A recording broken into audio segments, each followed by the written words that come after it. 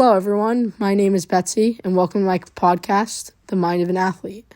Today, I'm going to talk to you about the importance of team identity and team culture for team success, particularly in the sports world. Any team can have the most talented one or two players, but at the end of the day, if they cannot work together on the field, then it makes it much more difficult for that team to succeed and produce on the field. As Richard Michelson, the author of Team Identity in Sports, Why It Matters, states, a team identity is the core of who the players are. It is the central mechanism that inspires faith in one's team and oneself to win. Team's identity is the foundation that all other growth and development is based upon. It is an inevitable fact that teams will face season hurdles, such as injuries, losses, crises, uncontrollable factors, overtime, or even a final play to win the game. To understand this concept from a coaching perspective, I have the assistant lacrosse and field hockey coach at Bentley here with me today. All right, to get us started, I wanted to stay basic and ask if you had to define team identity in a couple of sentences, what would you say it is? I think when you're thinking about team identity, it kind of starts with what you want your journey to look like, whether that's on an individual level or a team level.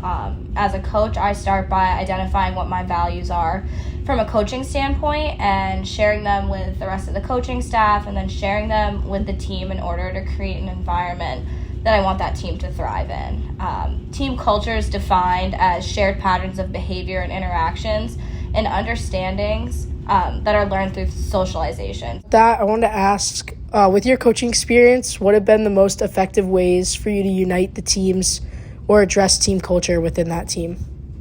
I view team culture or your team identity as a muscle. So in order to grow and get stronger in it, you need to exercise it. Culture isn't just going to change on its own. And one of the great lessons I've learned is you promote what you permit. So anything that you're going to allow to happen is going to continue to happen unless you do something to change it. So it's really important from a coaching perspective to work on building a program, not just a team, because you can work really hard with one set of kids and maybe it's just a senior group and they graduate the next year, right? You have to work on what you want your culture of your program to be in order to instill that in the kids that are here now and to create an environment that it's going to continue to grow throughout your time with that program. I think a great way to do this is you have to learn how your players are on a personal level. In the realm of coaching, it's a person-to-person basis.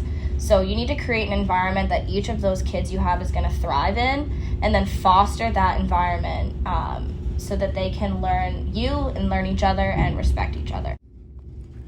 I really like that approach, especially I think as an athlete, we see many athletes take this into their leadership style as well as addressing team culture, and that's really important for team success. From my research, I've seen that a team's identity plays its most influential role when faced with hardships.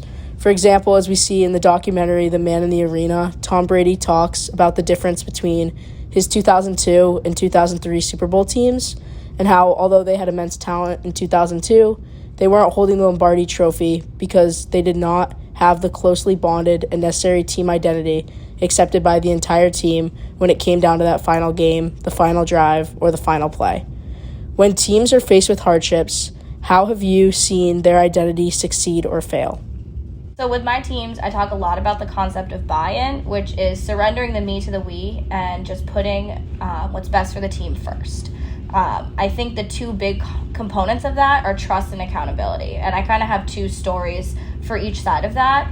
So at my last coaching job when I was back at St. Joe's, we were really competitive in our conference and, we won the conference, got a bid to NCAAs. 30 seconds into that first NCAA game, the other team went right down and scored on us, and all it was a blame game from there on out for the rest of the game. Nobody was willing to take accountability for what happened, and you could see that was not a muscle we had trained and we had worked on. And it's not going to happen in a comfortable situation that someone's just going to step up and take accountability.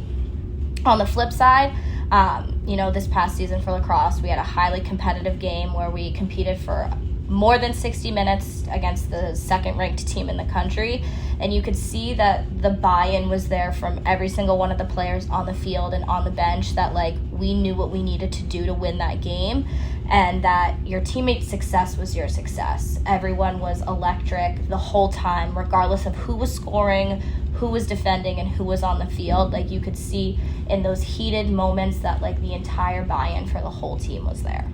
Yeah, and I think too, like, being an athlete on that team, I think we've done a great job to make that team culture. So now that we've talked about kind of experiences in your coaching role, I also wanted to talk a little bit about and question you on what the most influential things that you've learned from the events that you've attended regarding team dynamics. I'm going to give a little bit of a 3-part answer here because I'm not one to gatekeep information. So I think the first part is it's so important, whether you're an athlete or you're a coach, to identify your values and live by them. Your core values are going to influence you top to bottom, and they're going to help making tough decisions a little bit easier. So, for example, I'm on the field, I'm at a tough angle, and I'm trying to decide if I'm going to shoot or pass the ball. And one of my core values is, being a good teammate, being selfless. I'm going to look for my wide open teammate, and I'm going to pass them the ball rather than taking a crappy shot, because my value is putting the team first, and the team needs that goal, not me. So I'm going to pass and set up my teammate for the goal. And the next part is how important communication is, just throughout being a coach. People trust what they see more than what they hear. So if you are going to talk the talk, you better walk the walk as well. So I have to make sure that my actions are always matching my words if I want the team in front of me to trust me. And the last part to that is sometimes you just need to meet people where they are. Like if they're having a tough day, just meet them where they are, give them a little bit more reassurance, and if you want to get them to where they're capable of being, you have to start with where they are first. Thank you for talking with me today and providing your insight. Awesome. Thanks so much for having me. It was great. As an athlete, it is easy to understand that teams can work together better when you and your teammates get along. But it is also important to see the ideas which CJ has mentioned from a coaching standpoint as well. At the end of the day, team identity is something that many of us do not think twice about. We just assume that the most successful teams are the ones with the most talent. And all that is true, at the end of the day, the talent doesn't win it all. Teams need to be united under a common goal, but also mesh together and have players who care for one another, because they are playing for something larger than themselves. Thank you all for listening to my podcast today on team identity, and we will see you next time. The Mind of the Athlete was brought to you by Betsy Norco, a student athlete at Bentley University.